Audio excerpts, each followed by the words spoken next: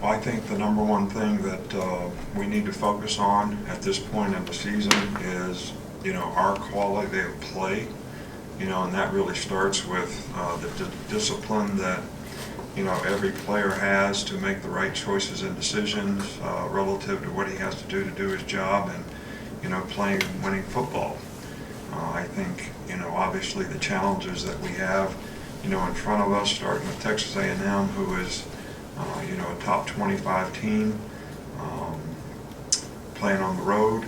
It's going to take a lot of focus on our part, a lot of discipline on our part, and a lot of guys sort of, continuing to elevate their game and try to play better and better each week, as we, go through this season. I think A&M has played really, really well this year. They've got like 12 starters back. Jimbo does a really good job. They play really good on defense. They're one of the 5th or something in the SEC, give up less than 300 yards a game. Offensively, they've got really good receiving core, good running back, quarterback, Keelan Mond, does a really, really good job of executing their offense. He's very capable of making every throw that he needs to make, as well as can make plays with his feet, as a runner. Got a good running back. So this is really a good all-around team. They've got their specialists back. They're very good on special teams. So this is going to be a very, very challenging game, for us in every way, shape, and form. Chris Owens is the only guy that has a little knee problem, who may be questionable, will be day-to-day and questionable for this game. So that's the only injury update that we have. Coach, we'll start here. Where have we seen the most progress with the offensive line at this point? I think that the offensive line has done a good job in pass protection, and I think we're going to need to continue that as we play against better defensive teams, better rushers. I think the big focus has been to finish blocks, finish plays, so that we can finish runs and create the kind of balance that we'd like to have, offensively. I think we've been pretty good at, getting a hat on a hat, but the big emphasis has been to try to finish, the defensive players, so that we can have more positive, runs. I'm not disappointed in any way, shape, or form with, the offensive line and the progress that they've made, but as, every group on our team would say, there are obviously things that we could do better. That's like Cecil. Coach, have you been able to start easing Will Reichert back into kicking the ball at all, or will that start this week? And also, would he punt if he were available, or how is that competition shaping up? Well, he hasn't done anything for a couple of weeks, so today will be his first day where he will actually kick a ball. So we'll just have to evaluate that. That'll be day to day. There is competition at the punting position, but difficult to say right now whether he'll be capable of punting or what exactly his role can be in this game. Maybe he can kick, maybe he can punt, maybe he can't kick off. I really don't know at this point. We'll just have to evaluate it through the course of the week. You mentioned Kellen Mond. Just what impresses you most about him, and where do you see him maybe improve the most this last year? Well, he played really well against us last year. So, we have a lot of respect for him as a player. I think that, his sort of total understanding of what they're trying to do has, kind of enhanced his performance to some degree. I think the same receiver core pretty much that he had a year ago.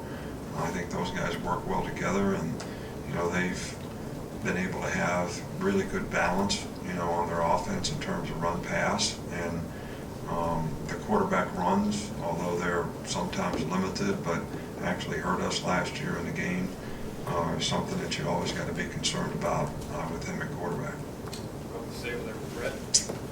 How do you think Raekwon has attacked the season, and has his play improved from what it was last year? He has been very good. He's worked hard. Certainly tried to set a good example for some of the young guys that are playing around him. I've been pleased with his effort, and he was banged up. He had a little shoulder there. He didn't miss any time. I think that bothered him a little bit in the last game maybe, but he should be healthy and ready to go. And I think he has played more consistently this year than a year ago. Go back for your right, James. Going back to Kellen Mond with the issues with containing the quarterback in the last game, how did you kind of approach that throughout practice over the bye week, and just what kind of improvement did you see there? Well, it's obviously something that we need to do better, and I think, it's player awareness. We certainly try to do those things on a daily basis and try to emphasize those things on a daily basis, but it still comes down to that same word that we talked about earlier. Players have to be disciplined in doing their job, and if you're a contained rusher, you got to contain the quarterback. So you can't be coming underneath. You got to keep the proper leverage on the guy, give the opportunity to push the pocket in the middle, and that's something that we definitely have focused on and need to improve on. Unless we've got any follow-ups, Tony? Looking back at the bye week, how much improvement did you see from some of your freshman defenders, and were you able to kind of like drive stuff home with them? Well, I don't think you can put everybody in a category. I think, some guys made improvement who had the right mindset during the bye week. Other guys, we tried to push to, get them to stay focused like they needed to. So in some cases we got some improvement. In some cases maybe, I think there's three things that happen in a bye week. You either make improvement because you have the right mindset, you're stagnant, you kind of stay the same, or you backslide. I mean, it's one of those three things, and I don't think you can categorize everybody and put them in the same category that everybody improved.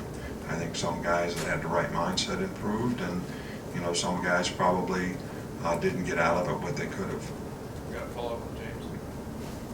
Last year, Texas A&M's punter won the red guy, so he gets the publicity. But just like with a quarterback, there, that's a team effort. So, what do you see out of the design of their special teams?